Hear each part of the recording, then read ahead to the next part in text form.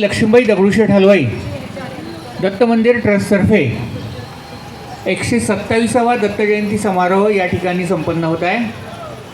परंपरेप्रमाणे अखिल भारतीय त्रिपदी परिवाराच्या सर्व साधकांतर्फे लोकमंगलवर्धक गुरात्कष्टात मंत्रपठणाद्वारे या उत्सवाची सुरुवात आज करण्यात येत आहे. मी ट्रस्टचे अध्यक्ष श्री राजेंद्र बलकोडे यांना पूज्य बाबा महाराज यांना महावस्त्र अर्पण करण्याची विनंती करतो.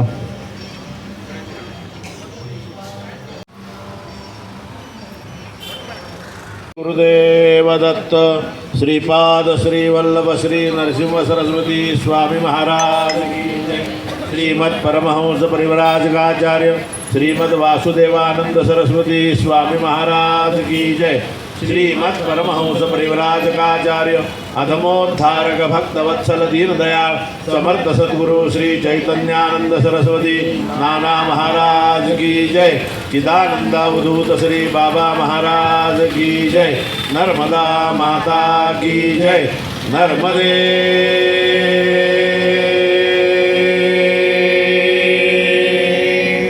हर हर हर. श्रीपाद श्रीवल्लभत्वं सदैव श्रीदत्तास्मान् पाहि देवादिदेव. भावग्राह्य क्लेशहारिं सुकीर्ते घोरात्कष्टादुद्धरास्मान् नमस्ते. त्वं नो माता त्वं पिता त्वं निभस्त्वं त्राता योगक्षेम गुरुत्सद्गुरुस्त्वं. त्वं सर्वस्वं नो प्रभो विश्वमूर्ते घोरात्कष्टादुद्धरास्मान् नमस्ते. पापं तापं व्याधिमाधिं च दैन्यं भीतिं क्लेशं त्वं हराशुत्वदन्यं त्रातारन्नो वीक्षैषाश्चूर्ते घोरात् कष्टारुद्रास्मान् नमस्ते नान्यस्त्राता नाभिदाता न भर्ता त्वत्तो देवत्वं शरण्योपहर्ता पूर्वात्रेयामनुग्रहं पूर्णराते घोरात् कष्टारुद्रास्मान् नमस्ते धर्मे प्रीतिं सन्मतिं देवभक्तिं सत्संगाप्तिं देहि भुक्तिं च मुक्तिं भावासक्तिं चाखिलानन्दमूर्ते घोरात् कष्टारुद्रास्मान् नमस्ते श्रीपादश्रीवल्लभत्वं सदैव श्रीदत्तास्मान् पाहि देवादिदेव भावग्राह्य क्लेशहारिं सुकीर्ते घोरात् कष्टारुद्रास्मान् नमस्ते त्वन्नो माता त्वं पिता त्वमिमस्वं त्राता योगक्षेमकृत् सद्गुरुस्त्वं त्वं सर्वस्वं नो प्रभो विश्वभूते घोरात् कष्टारुद्रास्मान् नमस्ते पापं तापं व्याधिमाधिं च दैन्यं भीतिं क्लेशं त्वं हराशुभदैन्यं त्रातारन्नो वीक्षैषाश्चूर्ते घोरात् कष्टारुद्रास्मान् नमस्ते नान्यस्त्राता नापिदाता न भर्ता तत्तो देवत्वं शरण्योपहर्ता पूर्वात्रेयानुग्रहं पूर्णराते घोरात् कष्टारुद्रास्मान् नमस्ते धर्मे प्रीतिं सन्मतिं देवभक्तिं सत्संगाप्तिं देहि भुक्तिं च मुक्तिं भावासक्तिं चाखिलानन्दमूर्ते घोरात् कष्टारुद्रास्मान् नमस्ते श्रीपाद श्रीवल्लभ श्री नरसिंह सरस्वती स्वामी महाराज की जय श्रीमद् परमहंस परिव्राजकाचार्य श्रीमद् वासुदेवानंद सरस्वती स्वामी महाराज की जय श्रीमद् परमहंस परिव्राजकाचार्य अधमोद्धारक भक्तवत्सल दीनदयाल समर्थ सद्गुरु श्री चैतन्यानंद सरस्वती महाराज की जय चिदानंदावधूत श्री बाबा महाराज की जय नर्मदा माता की जय नर्मदे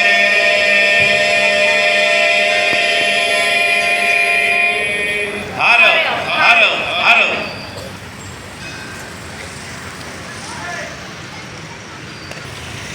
पूज्य बाबा महाराजांना विनंती करतो त्यानंतर आशीर्वचन करावे.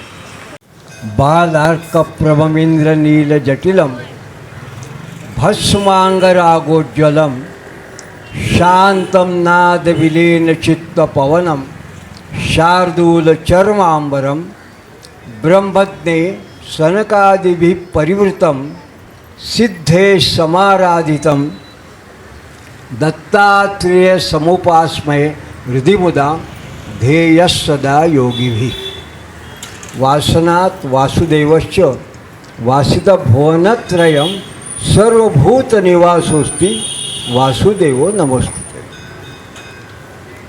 आज या 127 ना या 127व्या श्रीमंत श्रीमती लक्ष्मीबाई दगडूशेठ हलवाई दत्त मंदिराचा या दत्त जयंती महोत्सवाची सुरुवात अतिशय आगळ्या वेगळ्या या जपयज्ञाने होते आहे. जपयज्ञ कुठला? तो लोकमंगलवर्धक कारक स्तोत्र, जे सामान्यतः घोरात कष्टा स्तोत्र म्हणून ओळखलं जातं त्या यज्ञाने. मला या ठिकाणी एक गोष्ट मुद्दाम आवर्जून सगळ्यात आधी सांगायची आहे की मी साधारणपणे 72मध्ये याच कालावधीत चंपाषष्ठी म्हणजे प्रतिपदेपासून दत्तजयंतीच्यामध्ये हा केव्हा तरीचा काळ, पण केव्हा 1972मध्ये सहज आठवण आली म्हणून सांगतो. 1972मध्ये 72-73 हा जुनी जी मंडळी त्यांना माहिती असेल दुष्काळाचा काळ होता. महाराष्ट्राचा सगळ्यात मोठा दुष्काळ त्या काळात 72-73ला होता. आणि त्यावेळेस पुण्याला स्वारगेटजवळ भूजल सर्वेक्षण तथा विकास यंत्रणा याचा ऑफिसची सुरुवात झाली होती. आणि व्यंकटरमण म्हणून तिथे डायरेक्टर होते त्यावेळेस. तर 72मध्ये जून जुलैमध्ये MSCचा रिझल्ट लागल्यानंतर मी MSc जिओलॉजी झाल्यानंतर पहिला इंटरव्ह्यू देण्यासाठी म्हणून इथे त्या काळात पुण्याला आलो स्वारगेटच्या त्या ऑफिसला. पण हा मधला कालावधी असताना इंदोरला जेव्हा नानांना प्रार्थना केली, आशीर्वाद घेतला, तेव्हा नानांनी सांगितलं की तुम्ही तिथे जाता आहात तर सकाळचं अन्य कुठे करणार. मग त्यांनी सुचवलं त्या मंडळीने की तिथे मंदिर आहे, इथे जवळ स्वारगेटजवळ मंदिर आहे. आणि म्हणून पहिल्यांदा मी तेव्हा 72मध्ये याच हा मधला काळ जो आपण आजचा सध्याचा आहे या काळात पहिल्यांदा जेव्हा आलो तेव्हा त्या काळामध्ये जी पद्धत होती, कधी बसनी ट्रेननी वगैरे असं खांडवा वगैरे मार्गे आलो. सकाळी उतरल्यावर स्नान वगैरे करून इथे दत्त मंदिरात आलो आणि दत्त महाराजांसमोर माझं नेहमीचं अनेक त्याच्यामध्ये घोरात कष्टा स्तोत्र वगैरे आत्मपूजा वगैरे म्हटली आणि इथून मग इंटरव्ह्यूसाठी त्या स्वारगेटच्या ऑफिसला गेलो. म्हणजे पुन्हा आठवण करतो 1972 या चंपाषष्ठीच्या मागला पुढला काहीतरी 8-10 दिवसाचा काळ असेल, पण दत्त जयंतीचा आधी हा निश्चित. आणि तेव्हा तिथे गेलो तर व्यंकटरमण साहेब तेव्हा इतके व्यस्त आणि व्यग्र की ते जे दुपारचे बाहेर पडलेले ते संध्याकाळी 7ला आले ऑफिसला. तोपर्यंत जी काही माझ्यासारखी मंडळी होती ती तिथे बसून होती. काही काही लोक हळूहळू कळायला लागले.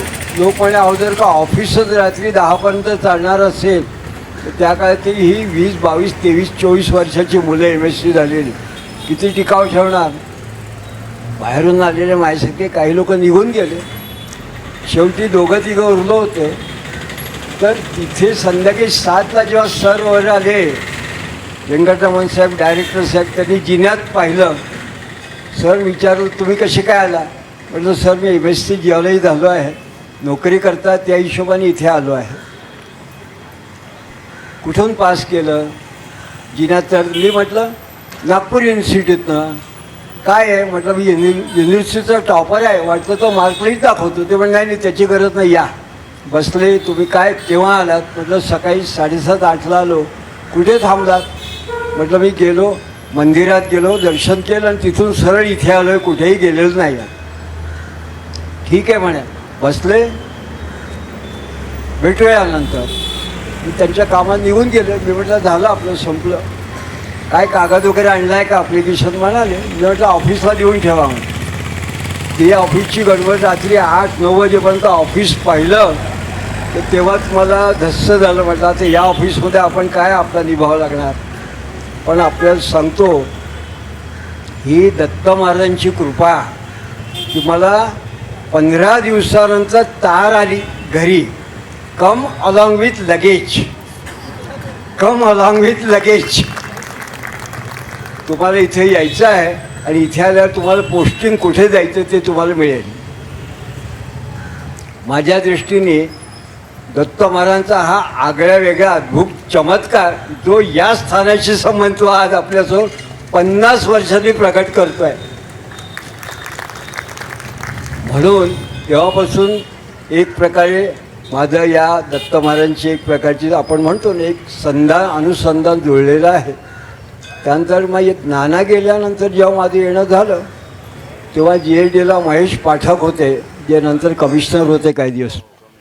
ते सुद्धा काही वेळ इकडे आले की दर्शनाला यायचे. मग ते नाना परिवारातले होते. त्यावेळीसुद्धा मी अनपेक्षितपणे असं दर्शनाला यायचो. हां. आणि त्यानंतर मात्र अलभ्य लाभ म्हणा, योगायोग म्हणा, किंबहुना महाराजांची इच्छा म्हणून मग त्रिपदी परिवार इथे आल्यावरती जेव्हा त्रिपदी आपल्या इथे सुरुवात झाली तेव्हा 25 वर्षापासून मात्र त्या त्रिपदीच्या निमित्ताने सातत्याने माझं या ठिकाणी इथे येणं होतं आहे. हे सगळं याकरता मुद्दा मी सांगितलं की अशा पद्धतीने गेल्या 50 वर्षापासून या मंदिराचा आणि त्याच्याबरोबर ही जी विश्वस्त मंडळी काम करतात आहे त्यांचा कार्याचा हा जो एक आगळा वेगळा आलेख आहे तो मी प्रत्यक्ष बघतो आहे. एक डिस्टंट ऑब्झर्वर अशा पद्धतीने इंदोरला राहून बाहेर राहून आणि मला अतिशय प्रसन्नता आहे, अत्यंत आनंद होतो की आज ज्या पद्धतीने एक एक प्रयोग जसा आपण करत जातो त्या पद्धतीने, आधी जेव्हा घोरात कष्टात म्हटलं तेव्हा आम्हाला असं वाटलं होतं की सुट्टीचा दिवस पाहिजे, विशेष पद्धतीने पाहिजे, या पद्धतीने आपण सुरुवात केली पाहिजे. मग कोरोनाचा कालावधी आला, त्यात कसं होईल, मग ऑनलाईन लोकांनी सुरुवात केली. मग आताची प्रयोग म्हणजे वर्किंग डेच्या दिवशी, सगळ्यांना कल्पना आहे, मलाही कल्पना आहे, पण वर्किंग डेच्या दिवशी काळकर साहेबांना तर युनिव्हर्सिटीमध्ये कार्यक्रम आहे, पण अशा दिवशीसुद्धा ही मंडळी इथे येतात केवळ दत्तमारांच्या श्रद्धेने आणि आगळ्या वेगळ्या अशा लोकमंगल स्तोत्रांनी आपण उत्सवाची सुरुवात करतो आहे. हे फक्त आपण इथे करतो आहे म्हणून नव्हे, तर मला मुद्दाम सांगायचं आहे की या ठिकाणी आपल्याबरोबर लाईव्ह असे त्रिपदी परिवारचे जसे चॅनलचे, चैतन्यपीठ चॅनलचे मंडळी आपल्याबरोबर सहभागी आहेत, तर ती मला कल्पना आहे. कारण आपला जो पत्रिकेचा कार्यक्रम आहे तो आमच्या ऑस्ट्रेलिया त्रिपदी परिवारच्या, UK च्या, US च्या, इंडियातल्या तर झाल्या त्याबरोबर, पण सगळ्या शाखांपर्यंत पत्रिका आपली पोचली होती.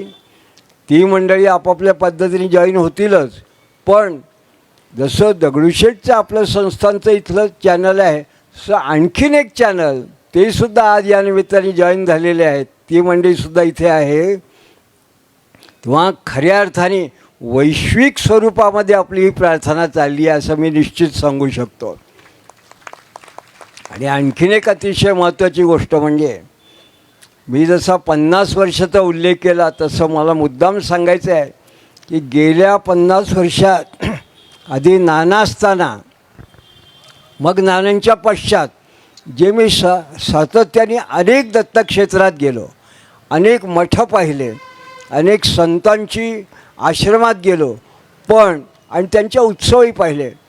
आज मला या ठिकाणी निक्षून असं सांगायचं आहे, अगदी प्रमाणाने प्रत्यक्ष सांगायचं आहे, कुठल्याही दत्तक्षेत्रामध्ये, कुठल्याही एखाद्या मठात, मंदिरात, कुठेही अशा पद्धतीने सामुदायिक घोरात कष्टा स्तोत्राच्या जपयज्ञाने उत्सवाची सुरुवात होत नाही. तर ती फक्त या आपल्या इथल्या या श्रीमंती लक्ष्मीबाई दगडूशेठ मंदिरातूनच होते आहे, आणि ती केवळ या विश्वस्त मंडळींच्याच परिश्रमाने होती आहे. पण त्यांच्यासाठी आपण एकदा मोठ्याने अवधूत चिंतन गजर करावा त्यांच्यासाठी म्हणून अशी आपल्याला विनंती करतो.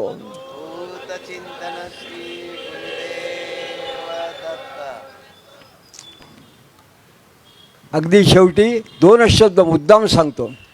एखाद्याच्या घरामध्ये कोपऱ्यात कुठेतरी तरी उंदीर किंवा काही झुरळ वगैरे गेलेलं असलं तर अगदी रस्त्यावरनं जाणाऱ्या माणसालाही कळतं, वास येतो म्हणून. पण तुम्ही किती साफसफाई केली तर तो वास एकदम जात नाही. पण जर तिथे एखादी उदबत्ती लावली तर त्या उदबत्तीचा घमघमाट नंतर त्या आधीच्या वासालाही पुसून टाकतो, आणि पुन्हा रस्त्याने जे लोक जात असतील त्यांनासुद्धा पुन्हा त्या सुगंधाने टवटवी येते. तसंच सध्याच्या सोशिओ कल्चरल पोल्युशन किंवा कंटॅमिनेशन अशा वैचारिक गोंधळामध्ये जे जे काही एक प्रकारची वैचारिक प्रदूषण झालं असेल त्याच्यावरचा एक भैषज दैवी चिकित्सा उत्तम उपाय म्हणून हा आपल्या या दत्तजयंती सुरुवातीचा हा घोरात कष्टाचा जपयज्ञ आहे, हा एक उपचार आहे असं मी या ठिकाणी मला सांगायचं आहे. आणि तो उपचार भगवान दत्तात्रेयाच्या जणू काही निमित्ताने, या दत्तजयंती उत्सवाच्या निमित्ताने आज इथे आपण सर्वांनी मिळून हा यज्ञापासून सुरुवात केली आहे. म्हणून आपल्या सर्वांतर्फे, कारण इथे थेट केडगावपासूनची मंडळी आहे, मुंबईहून वडनेरकर दिसतात आहे, इंदोरहून कुलकर्णी ते इथे आलेले आहेत, जोशी कोल्हापूरहून आले आहेत. जी मंडळी या निमित्ताने पुण्यात येतात ती आवर्जून इथे उपस्थित असतात आणि भेटतात. आपल्या सगळ्यांची भेट केवळ या संस्थान उत्सवामुळे होते आहे. म्हणून आपल्या सर्वांतर्फे सर्वच विश्वस्त मंडळींना या निमित्ताने शुभेच्छा व्यक्त करतो. पश्येम शरदाः शतं जीवेम शरदाः शतगुण शृणुयाम शरदाः शतं प्रब्रवाम शरदा शतात शतमानं भवति शतायुर्देवेंद्रिय स्वस्ति मंत्रा सफला संतु. आणि आपली पारंपरिक जो आशीर्वाद जो नाना महाराज देत असत तो, यावद विचिस तरंगात वहती सुरनधी जान्हवी पुण्यतोया यावत आकाशमार्गे तपती दिनकरो भास्करो लोकपालाः यावत वज्रेंद्र नील स्फटिकमणिशिला वर्तते मेरुशृंगे तावत्वं जयति विततराम जीवशंभो प्रसादात. आदित्या रुद्राः वसवाः मरुद्गणाः प्रयच्छन्ति मंगलानि श्रियं यशाः यावत् भागीरथी गंगा यावत् देवो महेश्वरा यावत् प्रकाशते भानु तावत्त्वं विजयः. अवधूत चिंतन श्री गुरुदेव दत्त.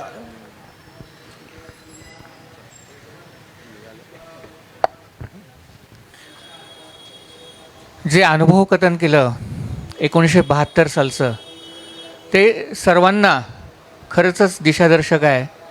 50 वर्षापूर्वी पूज्य बाबा महाराजांना जो इथल्या दत्त महाराजांचा आशीर्वाद मिळाला आणि त्यानंतर त्यांची जी ह्या सगळ्या जिओलॉजी क्षेत्रातली कारकीर्द झाली, ते ऐकून आम्ही खरंच आज धन्य झालो.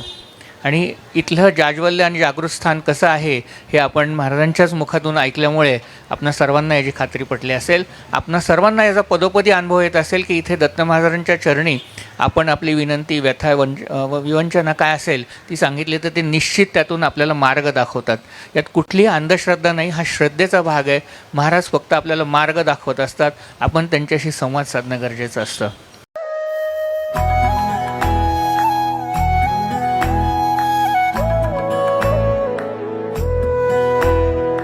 अध्यात्मावर अशीच माहिती मिळवण्यासाठी देव माझा चॅनलला सबस्क्राईब करा.